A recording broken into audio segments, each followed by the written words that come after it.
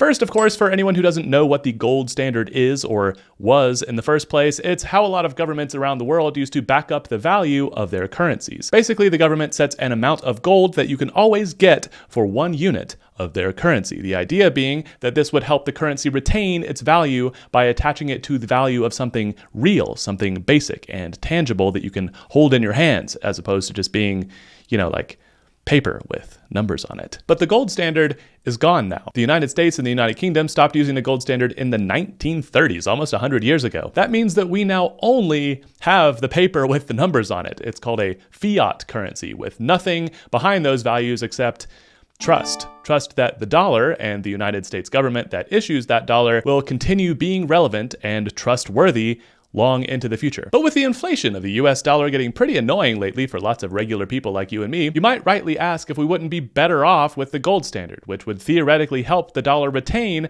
more of its value over time. It's a good question for which I have a very, very wibbly-wobbly answer composed mostly of more questions, because the first time I read Monarch 459's question here, my first thought wasn't whether we should return to the gold standard, but could we even return to the gold standard? As we already mentioned, the value of a US dollar has gone down quite a bit. In fact, it does that all the time, and it's one of the primary drivers of inflation. Not the only driver of inflation, as a lot of people seem to believe, by the way, because currencies can get a lot less valuable, and that does contribute to inflation, but also things can get more expensive. For example, when eggs got really expensive there for a while, it wasn't because the dollar was losing an enormous amount of its value. It was losing some of its value, but not that much. Eggs got more expensive because there was a bird flu epidemic that killed a bunch of chickens. And when chickens are dead, they cannot lay eggs. So fewer chickens meant fewer eggs. Eggs got more scarce, and that made them more expensive, regardless of what the dollar was doing at the time. And this isn't just me getting on a tangent either. The fact that scarcity alone can make the price of something go up is very important to our discussion here, because there are a lot more dollars in the world now than there were, say, 40 years ago. But there's the exact same amount of gold on planet Earth, despite more people wanting some of that gold. That makes the price of gold go up over time. And that's going to be very important later. So please do file that away inside your noggin. But for now, the point I want to make is that back in the day, the United States might have been able to have enough gold to back up the value of all of the dollars in circulation. But today, with so many more dollars in existence and the same amount of gold that's now much more expensive per ounce, could the US government even buy enough gold to back up all of the dollars? Well, folks, this is a surprisingly difficult thing to get data on. It's harder to get data that is actually up to date, and it's even harder to tell if that data is reliable and unbiased, since most of the people talking about gold would also like to sell you some. But from what I'm seeing, if you put all of the gold in the world into a cube, that cube would be about 22 meters on each side. And the total value of that cube would be about $21 to $22 trillion, which I assume would make it the most valuable cube on the planet. And the value of all of the dollars in the world, including physical and digital, which are both important, is around 21 to 22 trillion dollars. So to actually back up all of the dollars in the world with gold, you would have to buy, coincidentally, roughly exactly all of the gold in the world.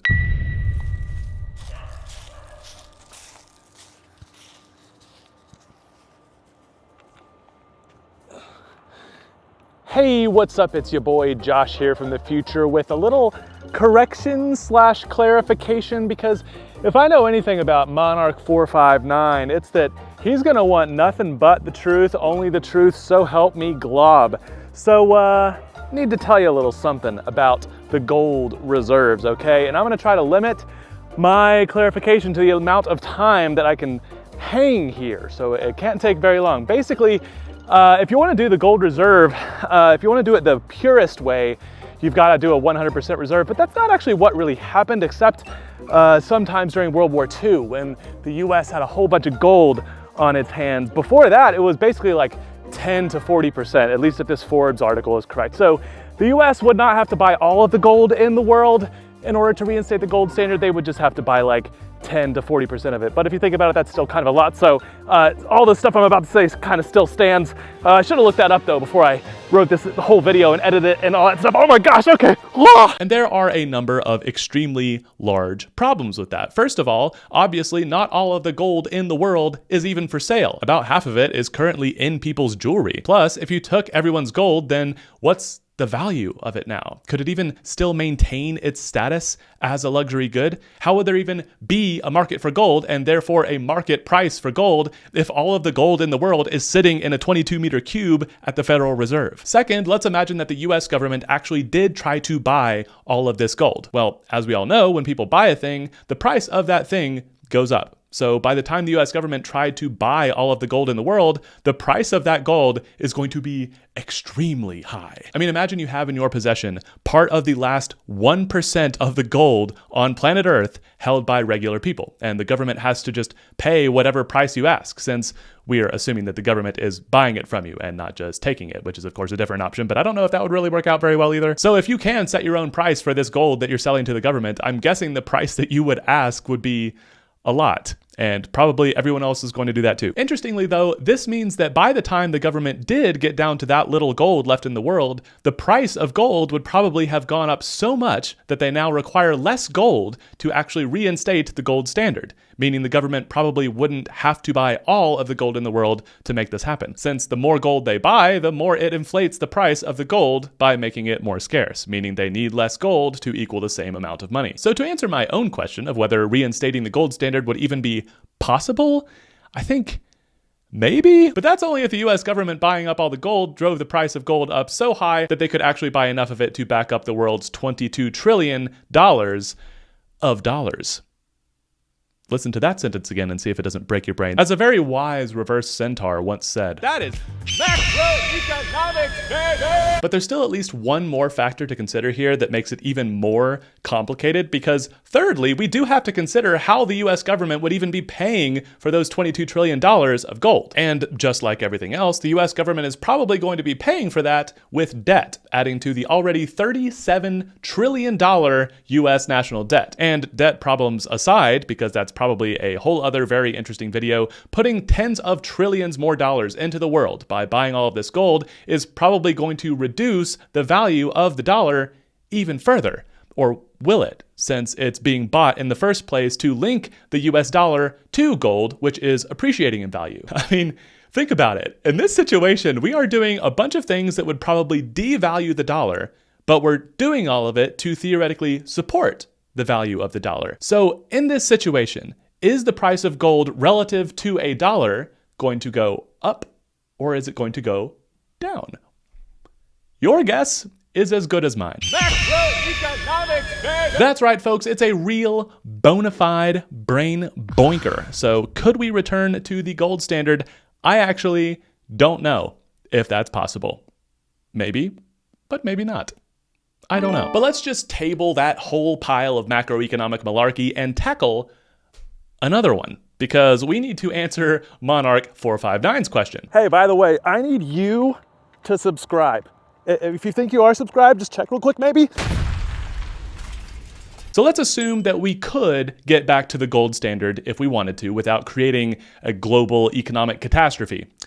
Even if we could, should we? Now, a quick disclaimer here, right up front, or I guess kind of in the middle. I might be a former finance pro, but I am not an expert in economics, and certainly not in macroeconomics. And even if I were, the consequences of returning to the gold standard in today's economic world appear extremely difficult to predict. But I think to answer this question, we need to at least try to understand what the consequences would be. Because even if we could go back to the gold standard, and even if going back to the gold standard does have the intended effect, and it supports the value of the dollar such that it no longer inflates quite so much, we do need to ask ourselves, do we even want our currency to retain its value over time? And that might seem like an obvious yes, but weirdly enough, most economists would probably say no. You might have heard that the Federal Reserve's target inflation rate is about 2%, meaning the Federal Reserve would generally like the value of our money to go backwards by about 2% every year. In the eyes of the Fed, if there is a problem with inflation right now, it's not that there is inflation, it's just that inflation is way over 2%. But why would the Federal Reserve want that? Wouldn't they want the dollar to be increasing in value? We have dollars. Wouldn't we want the value of the dollar to increase? Well, no. And before you start thinking that I'm going to go down some conspiracy theory rabbit hole about how the Fed is doing this on purpose to keep you poor, like a lot of people online are currently doing these days, that's not what this is about to be, because this is going to be based in reality and actually a lot of common sense, weirdly, since we're talking about macroeconomics here. Imagine that your money doesn't inflate. In fact, it deflates. Imagine all you had to do to get your money to grow in value was to do nothing with it. You don't even have to invest it. Just let it sit there and you will get richer. In fact, you will get much richer. To put some real numbers on this, the price of gold in dollars has gone up almost 120% over just the past 2 years. That's more than twice the return that you would have gotten in the S&P 500. And it's not because the S&P 500 hasn't done well over that time. It's just with all the people around the world thinking that we're about to tip into some recession or depression of some kind, the price of precious metals like gold has gone just absolutely bananas. So if the price of your currency were tied to gold and it got way more valuable without you having to do anything with it, without you having to participate in the economy in any way by investing that money or, importantly, by buying anything, then why would you ever spend that money on something? There would be absolutely no incentive to deploy your money productively because it's weirdly kind of productive if it's just sitting there. On the other hand, if you do know that your money is going to go backwards if you don't do anything with it, now there is some incentive for you to invest it in stuff and to spend it on things. Because if you just hold on to it, it's going backward in value. And you really do have to think from the perspective of businesses here too, because imagine you have a few $1 million in profits sitting around from your year of operations, and you're trying to decide if you want to reinvest that money into your business or just hang on to it as cash. And of course, because you're a company, your one and only goal is to make more money, as much of it as you possibly can. So if the money itself can go up in value so quickly like this without you even having to do anything with it, then you would probably just hold on to it. But if the value of it will automatically decrease over time, then you absolutely need to invest that money somewhere, somehow. Otherwise, you will lose money. And this is why the Fed wants there to be at least 2% inflation, because although high inflation, like very, very high inflation, can have negative consequences, having at least some inflation actually promotes economic activity and overall economic growth. In fact, it is vital. Because importantly, if you tip the needle in the opposite direction and get deflation, you get the opposite incentive. It causes businesses, investors, and consumers to just hold on to their money instead of doing anything productive with it, including spend it. So yes, gold has retained its market value much, much better than the US dollar. It has actually gone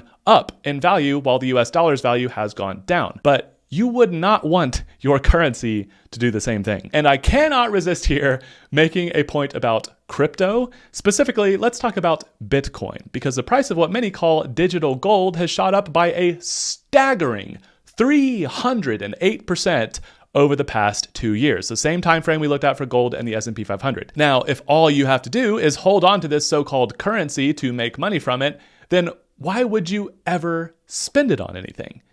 Well, the answer is you wouldn't. And that is exactly what's happening. Almost no one makes actual transactions in Bitcoin. This whole diamond hands mentality of holding onto your crypto forever is a perfect example of why Bitcoin will never be a useful currency. Because if you're holding onto it forever, then guess what? It's not a currency. And that's not to mention that it takes an average of like 30 minutes and a bunch of energy to even make one Bitcoin transaction. I mean, physical cash was phased out because it took literally seconds longer to pay for something than it did with a card. And now plastic credit cards are being phased out too because mobile pay is just slightly more convenient. Seconds faster. So I highly doubt that we're all going to be switching over to a transaction method that takes 30 minutes, but maybe that's just me. I do still need to make a whole video about cryptocurrencies at some point and the extremely long list of things that I think are very silly about them, especially Granddaddy Bitcoin. But for now, my point is the fact that gold retains its value and even increases in value over time is not a great argument that its value should be the basis of our currency's value. In fact, it's a great argument that the value of gold should not be the basis of our currency's value because assets that deflate make absolutely terrible currencies. And we do not want our currency to be a terrible currency. So to answer your very good question, Monarch 459, no. I do not think that we should return to the gold standard. I think people get really jazzed up about this topic because they don't like the idea of inflation eroding the value of their money. And that is totally fair and valid. But the solution is not to switch to a currency that doesn't inflate. It's to invest your money so that you get a return that outpaces inflation anyway, which is really not hard to do. You just have to do it. And if you want to learn about investing, then you are definitely already in the right place. So subscribe if you are new here. Ask any and all of your questions in the comments because I might answer them in a future video, very much like this one. And also, please let me know what you think. Do you think that we could and should return to the gold standard? Would that be a good or a bad thing? Did I miss something in my thinking here? Is Bitcoin dumb? I want all of your thoughts. So boink all of those YouTube buttons, friend, and I'll see you in the comments as well as in the next one. Bye. Oh, silly, silly little Joshua Money. How could you not consider the fractional reserve? For indeed, how could you, Josh Money, not look this up before recording your little video? How? I ask you!